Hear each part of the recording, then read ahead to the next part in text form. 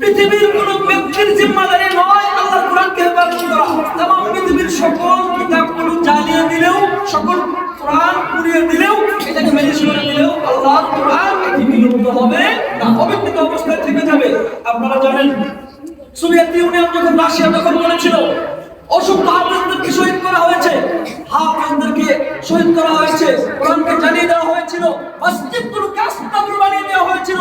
মুসলমানরা ইবাদতের জন্য তারা মসজিদ পাইতো না, কোরআন পেত না, কিন্তু আল্লাহর মেহেরবানি বর্তমান সময়ে সেই রাশিয়ার ভূখণ্ডে লক্ষ কোটি কোটি কোরআনের হাফেজ তৈরি হয়েছে। 1861 খ্রিস্টাব্দে সেই ভারতবর্ষের লাল চামড়ার কুত্তারা 3 লক্ষ কোরআনের কপি জ্বালিয়ে দেওয়া হয়েছিল। ওলামায়ে কেরামদেরকে হত্যা করা হয়েছে, 50,000 হাফেজ আলেমদেরকে হত্যা করা হয়েছিল। সেই সময়ে সেই ভারতে হিন্দুস্তান 1866 সনে দারুল উলুম নবীজি মুহাম্মদুর রাসূলুল্লাহ সাল্লাল্লাহু আলাইহি ওয়াসাল্লামের স্বপ্নের মাধ্যমে সেই হিন্দুস্তানের দারুল উলুম দেওবন্দ মাদ্রাসা প্রতিষ্ঠিত হওয়ার কারণে আল্লাহ তাআলা তামাম পৃথিবীর মধ্যে কোটি কোটি কোরআনের হাফেজ তৈরি করেছেন। ওইসব শিক্ষা প্রতিষ্ঠান এই আজকে এই মাহমুদ নূর এই শিক্ষা প্রতিষ্ঠানের মাধ্যমে আল্লাহ তাআলা হাফেজদের দিলের মধ্যে ইন্নামাল ইলমু নূরুন ইয়াকযাফু বিল কলব, আল্লাহর পক্ষ থেকে নূর হাফেজদের দিলের মধ্যে সঞ্চার করবেন। আমাদের সাথে যুক্ত হয় আমাদের একমাত্র জীবন বিধানের নাম হচ্ছে কোরআন। কোরআন আল্লাহর কালাম এবং আসমানি কিতাব। আমাদের মনে রাখতে হবে অতীতের যত কিতাব এসেছে কোন কিতাবকে কালামুল্লাহ বলা হতো না, কিন্তু বলা হতো কিতাব। তাওরাত, ইনজিল, সবুর যত কিতাব এসেছে সকল কিতাবকে বলা হচ্ছে কিতাবুল্লাহ। শুধুমাত্র এক্সেপশনাল কোরআনকে বলা হয় কালামুল্লাহ। কালাম এবং কিতাবের মধ্যে অনেক বড় একটি পার্থক্য আছে। কালাম বলা হয় মুখে উচ্চারিত বক্তব্যকে, আর কিতাব বলা হয় অর্থাৎ আল্লাহর জবান থেকে নির্গত কালাম, এটি হচ্ছে কোরআন। পৃথিবীর মধ্যে অন্যান্য যত ধর্মগ্রন্থ যত কিতাব আছে অতীতে আমরা দেখেছি তাদের ধর্মীয় অনুসারীরা, তাদের ধর্মীয় পণ্ডিতরা তাদের কিতাবের মধ্যে সংযোজন নিয়োজন করেছে, কাটছাঁট করেছে, পরিবর্তন করেছে। কিন্তু কালামুল্লাহ আল্লাহর কোরআন এই কিতাব, এই কালাম আযীম শান কিতাব যেদিন থেকে নাযিল হয়েছে কিয়ামত পর্যন্ত এই কোরআনের মধ্যে কোনো পরিবর্তন পরিবর্তন করার সুযোগ নাই, অবিকৃত নাই। সমস্ত কিতাবের মধ্যে তারা পরিবর্তন করেছে, শুধুমাত্র এক্সেপশনাল কোরআন এটা নাযিল হওয়ার পর থেকে পৃথিবীর কোনো মহাশক্তি বলশক্তি অপশক্তি আল্লাহর কোরআনের একটি আয়াত পড়ার কথা একটি লোক পরিবর্তন করার কথা। অর্থাৎ এই কোরআন এটি আল্লাহর সাথে নির্মিত করে, এটি আল্লাহর কালাম। নবী মুহাম্মদ রাসূলুল্লাহর সাথে নির্মিত করে, এটি নবী মুহাম্মদ রাসূলুল্লাহ সাল্লাল্লাহু আলাইহি ওয়াসাল্লামের জীবনের শ্রেষ্ঠতম মুজিজা। আর এই কোরআন আসমানের সাথে যুক্ত হলে এটি আসমানি কিতাব, আমাদের সাথে যুক্ত হলে এই কোরআন আমাদের একমাত্র জীবন বিধানের নাম হচ্ছে কোরআনুল কারীম। নামে ঠিক জামাতুল হাজির এখানে মূলত কোরআনের শিক্ষা দেওয়ার জন্যই আজকে এই মাহমুদ ইন্টারন্যাশনাল কনফারেন্স কায়েম হয়েছে। কোরআন দিয়ে মানুষ কি করবেন? পৃথিবীর কোন ব্যক্তির জিম্মাদারি নয় আল্লাহর কোরআনকে হেফাজত করা। তামাম পৃথিবীর সকল কিতাবগুলো জ্বালিয়ে দিলেও, সকল কোরআন পুড়িয়ে দিলেও, এটাকে ম্যানেজ করে দিলেও আল্লাহর কোরআন এটি বিলুপ্ত হবে না, অবিকৃত অবস্থায় থেকে যাবে। আপনারা জানেন সোভিয়েত ইউনিয়ন যখন রাশিয়া দখল করেছিল, অসংখ্য হাফেজদেরকে শহীদ করা হয়েছে, হাফেজদেরকে শহীদ করা হয়েছে, কোরআনকে জ্বালিয়ে দেওয়া হয়েছিল, মসজিদগুলোকে আস্তাবল বানিয়ে দেওয়া হয়েছিল। মুসলমানরা ইবাদতের জন্য তারা মসজিদ পাইতো না, কোরআন পেত না, কিন্তু আল্লাহর মেহেরবানি বর্তমান সময়ে সেই রাশিয়ার ভূখণ্ডে লক্ষ কোটি কোটি কোরআনের হাফেজ তৈরি হয়েছে। 1861 খ্রিস্টাব্দে সেই ভারতবর্ষের লাল চামড়ার কুত্তারা 3 লক্ষ কোরআনের কপি জ্বালিয়ে দেওয়া হয়েছিল। ওলামায়ে কেরামদেরকে হত্যা করা হয়েছে, 50,000 হাফেজ আলেমদেরকে হত্যা করা হয়েছিল। সেই সময়ে সেই ভারতে হিন্দুস্তান 1866 সনে দারুল উলুম নবীজি মুহাম্মদুর রাসূলুল্লাহ সাল্লাল্লাহু আলাইহি ওয়াসাল্লামের স্বপ্নের মাধ্যমে সেই হিন্দুস্তানের দারুল উলুম দেওবন্দ মাদ্রাসা প্রতিষ্ঠিত হওয়ার কারণে আল্লাহ তাআলা তামাম পৃথিবীর মধ্যে কোটি কোটি কোরআনের হাফেজ তৈরি করেছেন।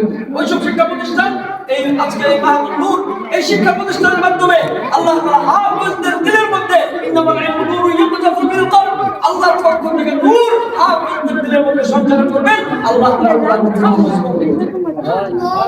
আল্লাহ তাআলা বলেছেন ওয়া ইন্না লাহু লাহাফিজুন, এটা আল্লাহ তাআলা নাযিল করেছেন। তা থেকে অনেক আয়াতের মধ্যে বলেছেন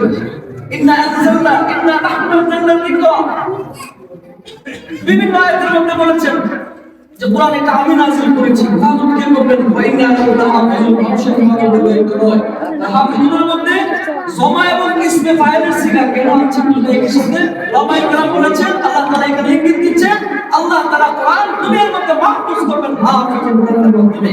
এই হাফিজুল কোরআন তৈরি করার জায়গায় হচ্ছে এই মাহফিজুল বিদ্যালয়ের মাদ্রাসা। ঠিক না ঠিক?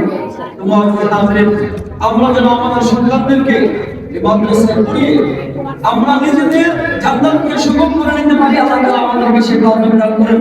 অনেক কথা বলার ছিল মুআজ্জিজ হাজরিন, এখানে যেই বাচ্চাগুলো হাফেজ হবে আলেম হবে মিশকাতুল হাসিয়ার মধ্যে আল্লাহ আলী কান রাহমাতুল্লাহি আলাইহি মিশকাতুল হাসিয়ার মধ্যে লিখেছেন যে আল্লাহ তাআলা কিছু শ্রেণীর মানুষকে কিছু ব্যক্তিকে বিনা হিসাবে তার মধ্যে এক নাম্বার ক্যাটাগরির মানুষ হচ্ছে তারা যারা আল্লাহর কোরআন মুখস্থ করে আল্লাহর কোরআন মাহফিল তার জীবনকে পরিচালনা করে ওই সব রত্নগর্বা মা এবং গর্বিত পিতাকে আল্লাহ তাআলা বিনা হিসাবে যেতে পারেন। এটি হচ্ছে কোরআনের মর্যাদা।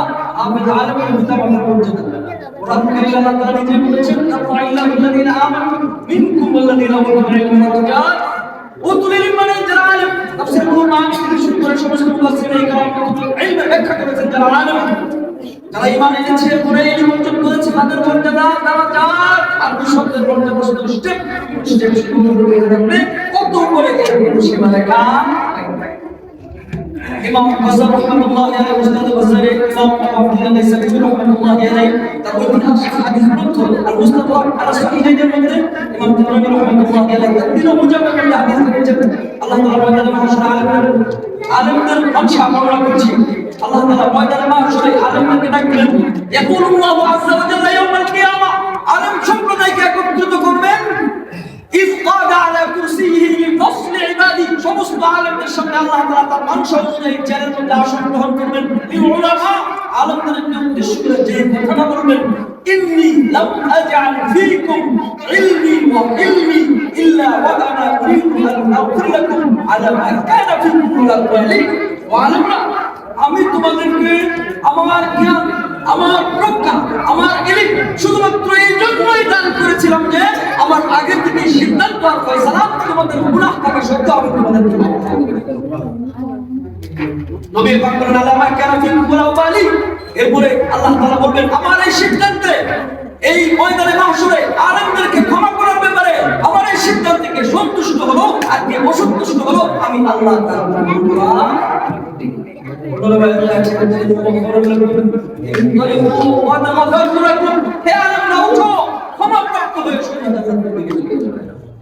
আলেমের ভাষা মর্যাদা কোরআনের আযাব গুরুত্ব বর্ণনা করা এটি অন্তত এখানে যে উলামায়ে কেরাম এসেছে টানা যদি কয়েক বছর করা হয় এরপরেও এর বর্ণনা করে শেষ করা যাবে না।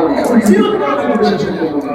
শুধুমাত্র এই কথা না কাটিয়ে আপনারা সামনে বলেছি হুজুরকে সামনে বসিয়ে রেখে এখানে কথা আল্লাহ করে এখানে আমাদের পর্যায়ে ঘুরে যাবে। আল্লাহ তাআলা যা কিছু এই জীবনে বলা হয়েছে উলামায়ে কেরাম এসেছেন আপনারা এই মাদ্রাসার মধ্যে আপনাদের বাচ্চাদেরকে দিয়ে দ্বীন ইসলাম শিষ্টাচার নৈতিকতা ইসলামের ইতিহাস ঐতিহ্য যেমন করে একদিন থেকে আইডিওলজিক্যাল মূল্যবোধ এটা শিক্ষার ক্ষেত্রে কোরআনের শিক্ষা ইসলামের শিক্ষা গ্রহণ করব। তাই আল্লাহ তাআলা যেন আমাদের সন্তানদেরকে আলেম হাফেজ বানানোর জন্য আল্লাহ নবীর মাদ্রাসার মধ্যে ভর্তি করে পরকালীন সময়ের জন্য নিজে এবং পরিবার থেকে লক্ষ মানুষের জামাতকে নিরাপদে জান্নাতে পৌঁছানোর জন্য নিজেকে জান্নাতের জন্য মানুষ হিসেবে আল্লাহ তাআলা আমাদের সন্তানদেরকে আমিন।